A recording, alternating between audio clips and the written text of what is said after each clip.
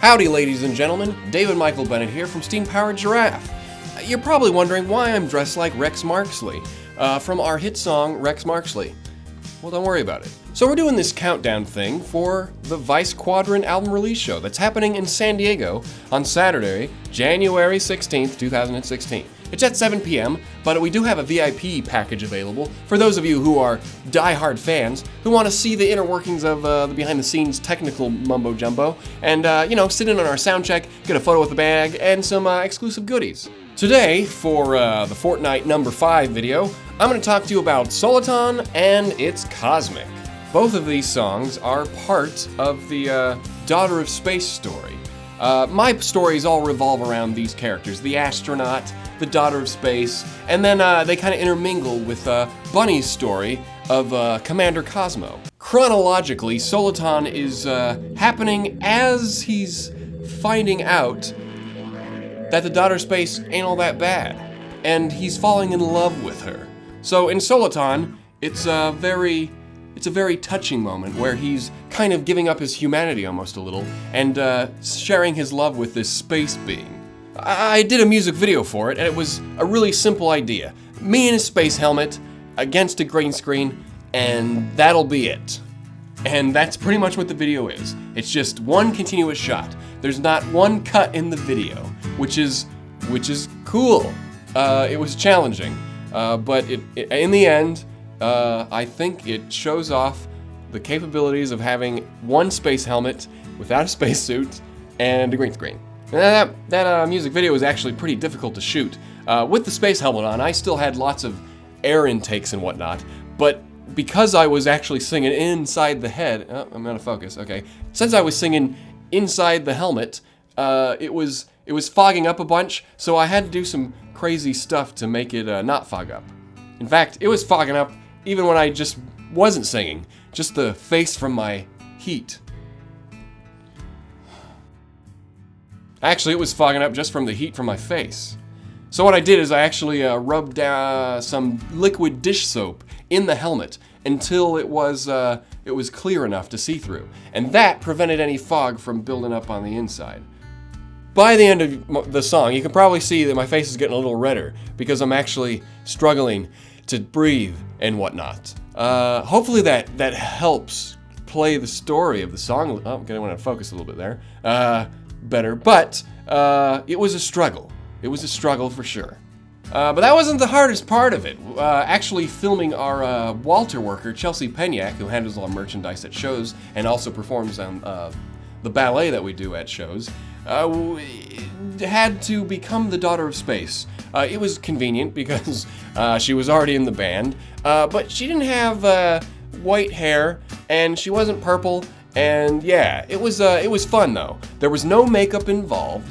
It literally was Chelsea laying down against a black piece of material with her hair spread out, which was a wig, which was a red wig, and then we just painted foundation over everything on her face, including her lips. So it was a very blank canvas look, almost like a zombie. If you look on the Engineer Tier site, I think I actually showed what it looks like on a video stream. So you can take a look at that if you're an Engineer Tier to see how that part of the video was created. It was actually pretty complex, but still a lot of fun. In the end, she ended up having glowing white hair that actually moved, and boy, that was a lot of layering and effects. For little old me, who's not a professional video effects person, just having fun with After Effects and whatnot. I like it. Jack of all trades, master of none. That's David Michael Bennett. But the interesting thing about the song, rather than the music video, I could talk about the music video forever, is that the song came to me in a dream. And you're not going to believe this, but it came to me when I was somewhere around the age of 9 to 12 years old. I can't pinpoint the exact date, but I know I was that age, just based on the events I remember at the time. I actually remember waking up, and it was still in my head, like it was just playing somewhere. And now the lyrics, I don't know what they were, because sometimes in dreams it's kind of just mumbly, jumbo-y stuff, but the melody was right there. And I definitely created more melody to fill the song out years later, but for the longest time it was a melody that just stuck with me. That's never happened again, and is probably the only time it's ever going to happen in my life. I don't know what happened. Maybe I took the melody from a song someone piped into my house, but for the most part, there's a melody in that song that's from the childhood. At this point, it's definitely more original rather than what my 9-year-old brain came up with. But I made this song well before Vice Quadrant. It was just another space song. I like space. I can't help it. Even as a kid, I didn't know that it was going to be a space song, but as the years went on, I called it Soliton. I like the idea. It's that rippling effect. You might a dictionary. I think it says something that you know what? I posted in the music video description on the YouTube here. So check that out. It was a nice a word that I hadn't heard before, other than Metal Gear Solid with the Soliton radar. The next song is also kind of happening right in the same time frame. It's Cosmic was actually a song that I wrote for someone that I was interested in, which is not unlike Daughter of Space. Keep in mind, all this kind of happened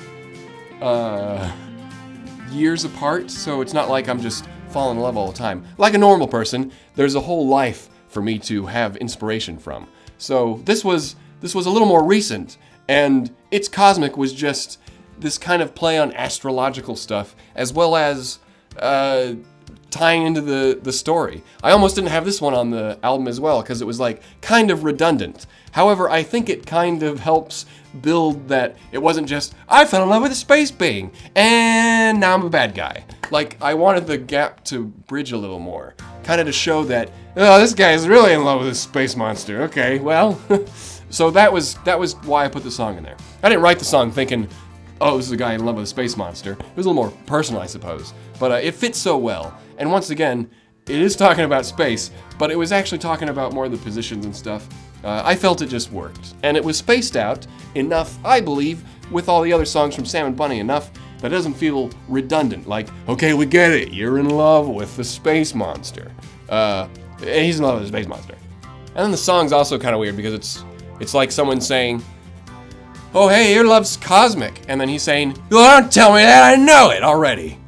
But it's more just a vehicle, the song, to get the emotions across. Like in a musical, it would be, you know, people don't just get up and sing about stuff. You know, it's more like, I'm in love with you. Okay, let's go out. Okay, you want to spend some time? Okay, cool. We're in love. Oh, 60 years passed. We have some kids, and now we're dead. And that's usually how love goes. But we like to fantasize about it and make it all theatrical and stuff. And you know, it kind of makes our own personal problems less of a big deal. When you see a movie and it's like Frodo going into the mountain to throw the ring in, that's not as that's not as comparable to, you know, your car breaking down and you having to get it fixed. Like, our lives are so trivial in comparison to Frodo Baggins traveling to Mordor. I have no idea what we're even talking about anymore. January 16th, 2016, 7 p.m. We're gonna have a show in San Diego. Check out the details below. We've got 4 more videos left, and tune in tomorrow because Bunny's gonna be talking about Over the Moon and To Hold Me. Oh, Over the Moon, that was a fun one.